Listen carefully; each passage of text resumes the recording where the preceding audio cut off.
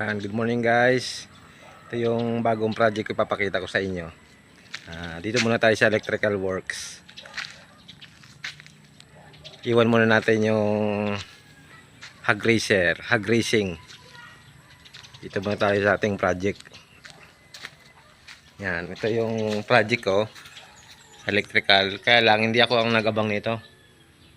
Hindi ako nagabang nitong mga yan. Yung nag-islabing siguro ang nagabang niyan. Ngayon, pinasalo na sa akin. Yan. Pakita ko. Pasok tayo sa loob.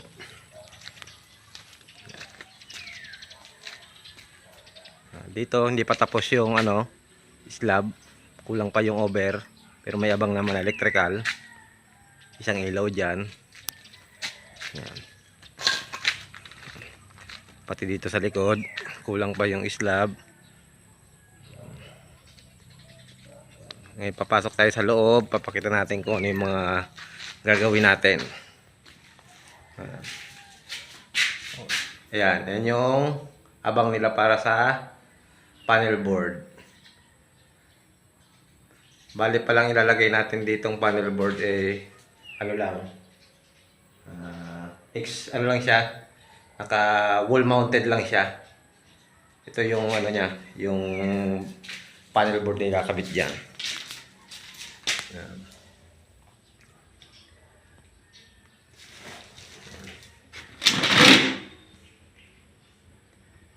40 yung main, 50 ampere para sa ilaw, 20 ampere para sa mga outlet.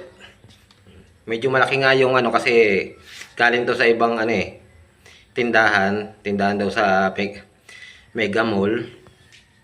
So tinanggal nila, dadali dito, dinala dito sa probinsya. Kaya para makatipid sila, yun na yung gagamitin nila. Yan na yung gagamitin. Tapos ayan yung mga abang ng outlet. Wala siya sa standard height, tapos pero as per owner, yan ang niya. Yun ang susundin natin. Susundin na natin yung design nila, yung height ng outlet na gusto nila. Ayan pa, may abang pa ditong isa. Titik-tikin pa natin yan. Tapos ito yung abang ng switch.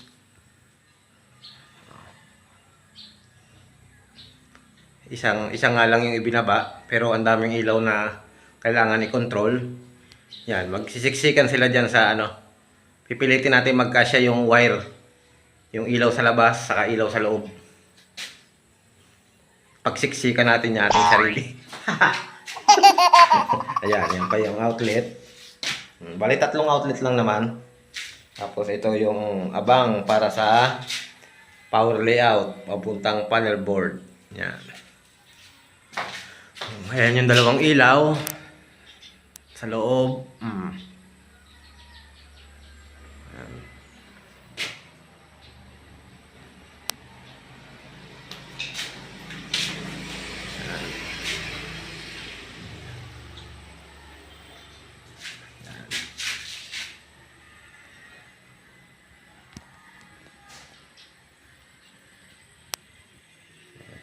Ngayon, magtitik-tik muna tayo.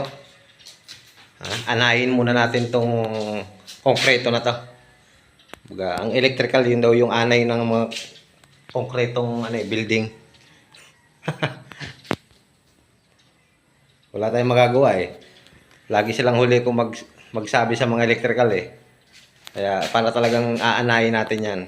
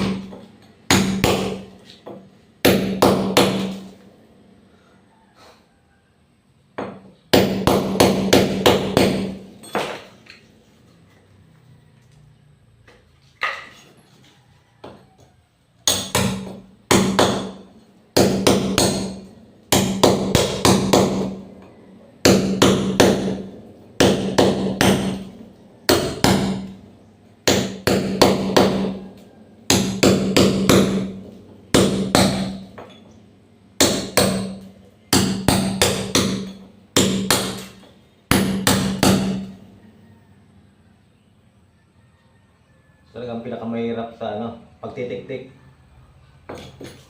Pagtitik-tik, mahirap.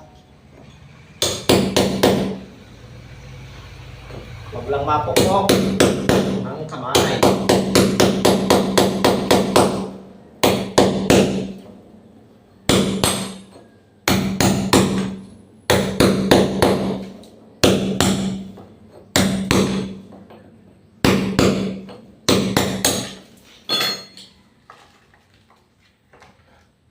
Kunti pa.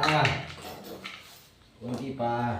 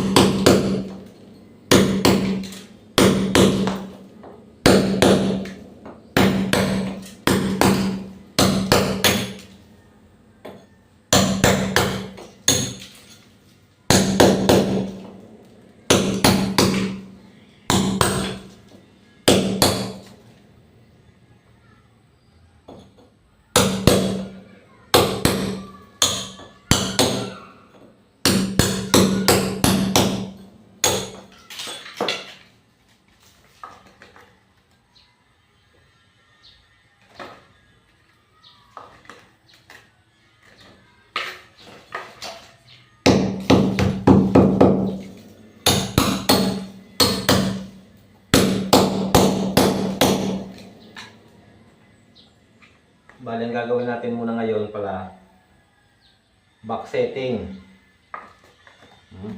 Ibig sabihin,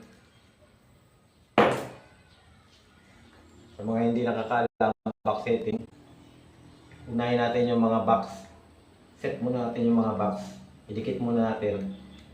Para pag nagtubo tayo, matigas na. Yan. Hindi nagagalaw. Tayo rin na mag-isemento syempre. Mason din tayo eh. Masuno rin.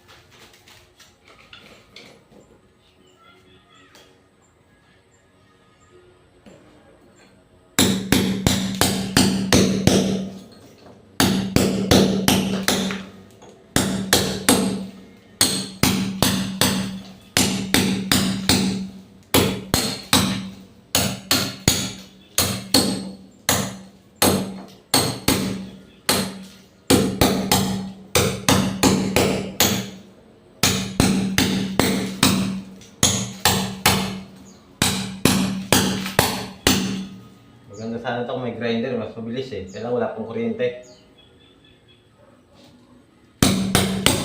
Tapang linya ng kuryente dito. Kaya tinataga naman natin ito.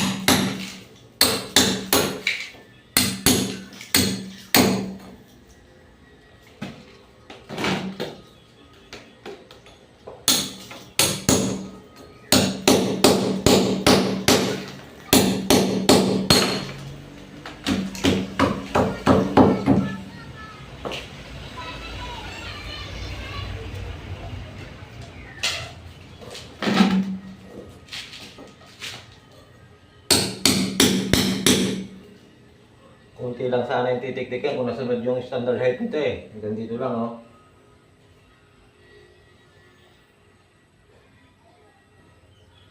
...30 to 35 cm finish floor line. Wala eh.